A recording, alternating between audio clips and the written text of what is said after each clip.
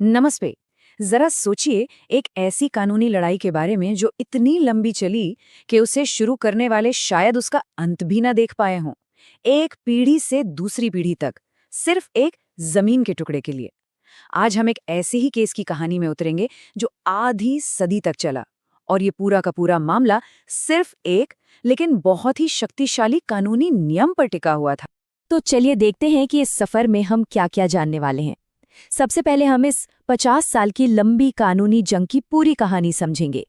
फिर हम देखेंगे कि वो कौन सा सौदा था, उसमें क्या मुकदमा हुआ और फिर ऐसा क्या मोड़ आया कि मामला इतना उलझ गया। इसके बाद हम उस कानून को समझेंगे जिसने इस केस का रुख ही पलट दिया, लिस पेंडेंस। फिर देखेंगे कि सुप्रीम कोर्ट में आखिरी दौर में क्या हुआ और फाइनल फैसला क्या आया। और सबसे जरूरी, इस पूरी कहानी से हर प्रॉपर्टी खरीदार के लिए क्या सबक है। जी हाँ, 53 साल। ये कहानी शुरू हुई थी 1973 में एक बहुत ही मामूली से एग्रीमेंट के साथ। लेकिन इस पर सुप्रीम कोर्ट का आखिरी फैसला आते आते साल हो गया 2026। पूरे 53 साल का सफर। तो इस 50 साल लंबे सफर का अंदाजा लगाने के लिए आइए इसके सबसे जरूरी पड़ावों पर एक नजर डालते हैं। इससे पता चलेगा कि न्याय के लिए इंतजार असल में कितना लंबा हो सकता है। देखिए, ये टाइमलाइन अपने आप में एक कहानी है। 1973 में एक एग्रीमेंट हुआ, फिर 13 साल बाद 1986 में खरीदार को कोर्ट जाना पड़ा। 1990 में कोर्ट ने खरीदार के हक में फैसला भी सुना दिया, लेकिन फिर भी मामला खत्म नहीं हुआ। दशकों तक अपीलें चलती रहीं, रुकावटें डाली गईं और आखिरकार 2026 में सुप्रीम कोर्ट ने फाइनल फैसला सुनाया। अब सवाल ये उठता है कि आखिर एक सीधा साधा प्रॉपर्टी का सौदा दशकों तक चलने वाले इतने बड़े कानूनी सिरदर्द में कैसे तब्दील हो गया। तो कहानी की शुरुआत होती है 1973 में पुणे की एक जमीन से। एक खरीदार थे श्री भोंसले और एक बेचने वाले श्री पोखले। दोनों के बीच जमीन बेचने का एक सीधा साधा अग्रीमेंट हुआ। लेकिन साल बीतते गए और बेचने वाले ने अपना वादा पूरा नहीं किया। अब ऐसे में खरीदार के पास कोर्ट का दरवाजा खटखटाने के अलावा और कोई रास्ता ही नहीं बचा था। और अब आता है कहानी का सबसे बड़ा ट्विस्ट। एक तरफ तो कोर्ट में केस चल रहा था और उसी दौरान 1987 में बेचने वाले ने वही जमीन, हाँ वही सेम जमीन 8 अलग अलग लोगों को बेच दी। सोचिए, एक जमीन, कई नए दावेदार, और यहीं से शुरू हुई एक कभी न खत्म होने वाली कानूनी लड़ाई। तो अब सवाल ये है कि इस उलझे हुए जाल को सुप्रीम कोर्ट ने आखिर सुलझाया कैसे? जवाब छिपा है एक बहुत ही पुराने और जरूरी कानूनी सिद्धांत में। ये सिद्धांत है लिस पेंडेंस। ये एक लैटिन शब्द है जिसका सीधा सा मतलब है एक लंबित मुकदमा। जैसे ही किसी प्रॉपर्टी पर केस शुरू होता है, ये सिद्धांत उस प्रॉपर्टी पर एक तरह का होल्ड लगा देता है। इसके पीछे का आइडिया बहुत सरल लेकिन बहुत शक्तिशाली है।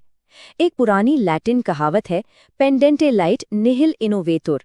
मतलब जब तक मुकदमा चल रहा है तब तक कुछ भी नया नहीं किया जाना चाहिए, कोई बदलाव नहीं होना चाहिए। ये नियम इसलिए है ताकि कोर्ट की कार्रवाई का मजाक ना बन जाए। तो इसका असल मतलब क्या है? मतलब ये कि अगर किसी प्रॉपर्टी पर केस चल रहा है और उसे बेच दिया जाता है तो वो बिक्री कोर्ट के अंतिम फैसले के अधीन होगी। और हाँ, नए खरीदार को भी कोर्ट का वो फैसला मानना ही पड़ेगा, भले ही उसे केस के बारे में पता हो या ना हो। ये नियम इसलिए बनाया गया है ताकि कोई भी केस के दौरान प्रॉपर्टी बेचकर आने वाले फैसले से बच ना सके। अब दशकों बाद जब ये मामला सुप्रीम कोर्ट पहुंचा तो ये इस लंबी लड़ाई का फाइनल राउंड था। यहाँ आकर सारी दलीलें सिमट कर बस एक सवाल पर आ गईं। तो एक तरफ थे वो नए खरीदार, उनका कहना था हम तो बोनाफाइड परचेजर हैं, हमने तो अच्छी नीयत से ज़मीन खरीदी है। वहीं दूसरी तरफ थे असली खरीदार, जिनका तर्क था ये सारी खरीद बिक्री तब हुई जब मेरा केस कोर्ट में चल रहा था और लिस पेंडेंस का नियम लागू था। आपकी खरीदारी कोर्ट के फैसले के अधीन है। दशकों की इस लंबी और थका देने वाली लड़ाई के बाद आखिरकार सुप्रीम कोर्ट ने एक बहुत ही साफ और निर्णायक फैसला सुनाया। कोर्ट ने साफ कर दिया कि लिस पेंडेंस का सिद्धांत सबसे ऊपर है, ये एब्सोल्यूट है। अगर केस के दौरान कोई प्रॉपर्टी बेची जाती है तो इससे नए खरीदार को कोई बेहतर अधिकार नहीं मिल जाता। उनके अधिकार हमेशा कोर्ट के अंतिम फैसले के नीचे ही रहेंगे। और इसी के साथ कोर्ट ने हुक्म दिया कि नए खरीदारों को 15 फरवरी 2026 तक प्रॉपर्टी का कब्जा असली खरीदार के वारिस को सौंपना होगा। इस तरह 1990 में जो फैसला आया था उसे आखिरकार 30 साल से भी ज्यादा समय के बाद लागू करवाया गया। और यहाँ कोर्ट ने एक बहुत ही असाधारण कदम उठाया। अपनी स्पेशल पावर का इस्तेमाल करते हुए कोर्ट ने आदेश दिया कि इस मामले में अब भविष्य में कोई और अर्जी या याचिका किसी भी अदालत में नहीं सुनी जाएगी। ऐसा इसलिए किया गया ताकि असली खरीदार को और ज्यादा परेशान न किया जा सके और न्याय हो सके। तो ठीक है, ये तो थी केस की कहानी, लेकिन इस महागाथा से आज अगर कोई प्रॉपर्टी खरीदने जा रहा है तो उसके लिए क्या सबक है?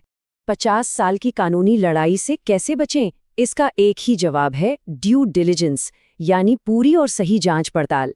ये सिर्फ एक कानूनी शब्द नहीं है, ये एक सुरक्षा कवच है जो आपको ऐसी कभी न खत्म होने वाली मुसीबतों से बचा सकता है। तो कोई भी खुद को कैसे सुरक्षित रख सकता है? सबसे पहले टाइटल की पूरी जांच करें कि बेचने वाला ही असली मालिक है या नहीं। दूसरा और सबसे जरूरी, ये जरूर चेक करें कि प्रॉपर्टी पर कोई लिस्ट पेंडेंस नोटिस तो रजिस्टर्ड नहीं है। ये एक बहुत बड़ा रेड फ्लैग है। तीसरा, खुद जाकर प्रॉपर्टी देखें और कब्जा किसका है ये वेरीफाई करें। और आखिर में मालिकाना हक से जुड़े सारे पुराने दस्तावेजों को बहुत ध्यान से देखें कि कहीं कोई झोल तो नहीं है। ये केस हमें एक बहुत जरूरी बात याद दिलाता है कि हाँ, आखिर में कानून की जीत हुई, लेकिन जब न्याय मिलने में आधी सदी लग जाए तो ये अपने पीछे एक बहुत गहरा सवाल छोड़ जाता है। आखिर उस न्याय की असली कीमत क्या है?